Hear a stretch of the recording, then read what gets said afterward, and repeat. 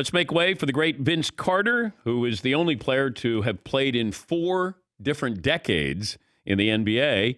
Vince joins us now on loan from NBC Sports, covering the Olympic basketball games and the matchup that we have, France against the United States. Let me start with Luka and Slovenia. Would that have been a more interesting matchup for Team USA to watch than France? I don't think so. I think this is going to be an interesting matchup for one reason and one reason only. Greg Popovich, coach team, has not beaten this team. They lost to him before, prior to the Olympics, and then they lost to him the first match here. So I think it's a bad taste in their mouth. They ever since that loss and the days in between that loss and their next game versus Iran, all they heard about is Popovich the right coach? Is this the right team? Do they have the right nucleus of players? When is KD going to show up? Well, we saw KD show up. We saw their defense take off, and they're playing great basketball. Now, don't get me wrong. I think Luka and his squad and Popovich, the guy who got a shot block at the end, I think that would have been a very interesting matchup, and obviously, what Luka has done all tournament. But I think for the U.S., they wanted a piece of France again to kind of get that taste out of their mouth. What's the difference in how a game is called in the Olympics as opposed to the NBA? Rules, first and foremost. I think you look at a game, and for me, as a former player in the NBA, and of course have some FIBA experience, the physicality in the game, you can sit here and watch and like, man, it's a foul, but not in FIBA. FIBA, a lot of things you're able to get away with, and probably the first 2 games you sit and watch and you're calling the game, and the ability, or you're allowed to knock the ball off the rim, that takes them getting used to. So for NBA players, you can see the hesitation. They start to look at the ref like, wait. And now, 4 or 5 games in, Jason Tatum knocked the ball off the rim. JaVale McGee knocked the ball off the rim. Once you get accustomed to it, you kind of adapt. And this is what these players are able to do. They adapt. We have to remember this team, like all of the other teams, they only have 3 weeks, maybe a month to prepare and come together as a squad to take on teams like in Australia, who's been together forever, like Spain, who's been together forever, and expect to win. So, the task that these guys are dealt with, they've done a pretty darn good job. And you look at this team here, there's 3 guys that came from the finals. JaVale McGee came in late. Keldon Johnson came in late. Zach LaVine had to wait because of the COVID protocol. So they didn't have their entire team when they stepped foot into Japan, because everybody was all over the world, and finally get them back. They get their full team back 1:30 a.m. the night before the game against France. Yeah. Why is Ben Simmons not playing in the Olympics? That's an interesting question. I don't know. I think for Ben Simmons, this is a great opportunity. I kind of look at it 2 ways. I think it's a great opportunity for him to get in the lab and just be in the gym by himself and work on his game, get away from all of the noise, and continue to be him, because he's a super duper athlete. He brings a lot to the table. We always look at, we always nitpick and we pick one thing about a player. Oh, he can't shoot the ball. Well, look at all the intangibles and the other things that he can't do. Now, on the other side of that, at the time, well, let me say this, Dan, the timing is kind of bad, because if he had some time, if this was a normal season, he would have had a couple of weeks to kind of work on his game a little bit, and then you bring it to the Olympics and see, and this is kind of your trial run before the actual NBA season. You always can go back to the player that you are, but when you want to work on something, it's a great opportunity to have real live basketball that counts to work on your actual game. But see, I just thought he would gain to kind of answer that question. Maybe confidence, though, Vince, that he's playing with his home country. It can be his team. Like, this is what he's missing. I think he's lost his confidence and his identity. This maybe would have helped that. And you get to showcase your talents. If you want out of Philadelphia, that's a good way to showcase your talents, to say, hey, this is what I can do for you. I agree with you 100%. And it's just kind of the mentality of some people. Some people feel like, hey, I'm not gonna go out here and give you what you think I should do. And some people feel like they want to stick to him. So look at like a Giannis. There was times when Giannis, it was said Giannis that didn't want to work out with anyone. He just wanted to work on his game, and I will show you who I am and what I have come the season time. And maybe Ben is that way. I mean, this is kind of the time where there's a lot of fire at Ben right now, and this is a chance to kind of get away from it, kind of refocus, and go back at it. Because think about this. At the same time, yes, I want to show you, but he still has to answer those questions. Those questions still are going to come out now internationally. Going to have the questions from the international folks who don't get the opportunity to ask that question all the time about, how things played out. So sometimes it's kind of good then to step away from the game, kind of refocus, recharge, and come back. So I hope he's really going at it, because we really haven't heard much from him or about him or what he's doing in his game. So that could be a good thing.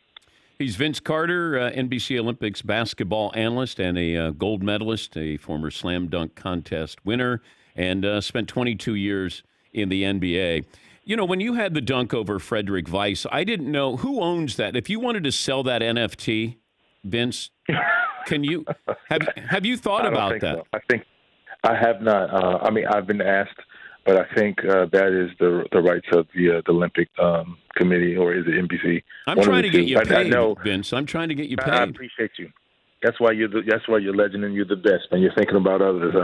But I don't think I lose that battle. I mean, that will probably be a question I would ask down the line as I learn more about the NFT, because it's becoming obviously a hot commodity. Could you reenact that with Frederick Weiss 21 years later? Maybe on a video game, or I'd try to draw a stick figure, but actually try to pull that off, no way. It's wonder, not even in my mind frame. I wonder, Vincent, and you'll obviously know this, but it felt like people then expected you after that to do superhuman things. Like everything had to be a highlight. Did you feel that after you dunked on Frederick? I think, let me say this. I understood it. I knew. I mean, and here's how I understood it. Before games, when I would work out, preparing for a game, or getting ready for a game, warming up, they're always asking for a dunk. Vincent, dunk it. I'm getting ready for a game, where I need to actually shoot the ball sometimes. So I understood it, and I wanted to show that I was more than just that, and I had more to my game. I just had to show my patience, and eventually, the rest of my game would shine through. After a while, I was like, oh, man, I didn't know you were a good passer. Okay. I didn't know you could shoot the ball like that. It's been there, but I know what they wanted to see. And, if you think about it, prior to the Olympics and that dunk, the dunk contest just happened in February. And then the Olympics rolls around right after that. So that all happened in succession. It was kind of, just added fuel to the fire, and, wanted to see more. And just, whenever I stepped on the court, that's what they wanted to see. It was like, yeah, he hit a game-winning three-pointer. Oh, that's cool. But who did he dunk on? I understood what what it was. Yeah, we were waiting for a highlight. And it was like, wait, Vince is shooting threes? Come on. That's not what we paid to see. Yeah, he's not driving to the paint now. Why is he not aggressive? Did you ever get dunked on where it was like, oh, my God, now I know what that feels like? Man, this is a question I don't like to answer. There is a guy in the NBA. You probably can figure it out. He played for the Minnesota Timberwolves. He's currently in Cleveland. Okay. Is that Kevin Love? Yes, it is. It was Kevin Love. Kevin Love posterized you? Everybody, exactly. That's the reaction everybody says. For the few people that I've told, it's only me and you here, so I guess everybody won't know about it. But what happened is he got a bounce pass on the facing the rim, the right side of the block. I'm probably like at the elbow on the opposite side, so let's say it's the left side. And I tried to run and get there, and he dropped steps, two hands, and I got my hands in front of him. He just dunked on me, and he looked at me. And because we had some history, he looked at me, and you talk about a long ride after the game from the bus to the airport. I'm like, Kevin Love, because when Kevin Love was in high school, I gave him his Gatorade Player of the Year award. And the one thing, one conversation he had to me, he said, I'm gonna be in the NBA. I'm gonna be in the NBA soon. I said, all right, I'll see you there. He said, all right. So that's what I thought about when that happened, because I'm like, I gave this kid his Gatorade High School Player of the Year award. He and Maya Moore that year. Yeah. A few years later, I get dunked on by him, and I'm glad he didn't throw it in my face, but it felt like he did. I'm looking at the video. I'm looking at the video now, Vince. Are you? Yeah, I'm looking at it right now. Just pull. Oh, okay. All right. Wow. I mean, that's one-handed. Wow. You know what? He's probably going to capitalize and make that an NFT and make a whole lot of money, Vince. He should, because I guarantee a lot of people don't know about that play, or don't even did he? Oh, I don't remember seeing this. Yeah, good. What would you pay to get that off the internet? I gotta look at it again. No, you don't. Did I stumble? It was bad. Is that bad? It's not that bad. It's not good. I think, but it's not that good. I can say it. It's a white guy. That's why it's bad, Vince. Well, that, and the fact that I remember it vividly. So yes, it was bad. As soon as you said it, I was like, oh gosh, yeah, Kevin Love. Yeah, Kevin Love. Yeah. It couldn't have been like a high-flying guy, that dunks on everybody. It had to be Kevin Love. Well, I'll say T-Mac actually dunked on me, but we're on the same team.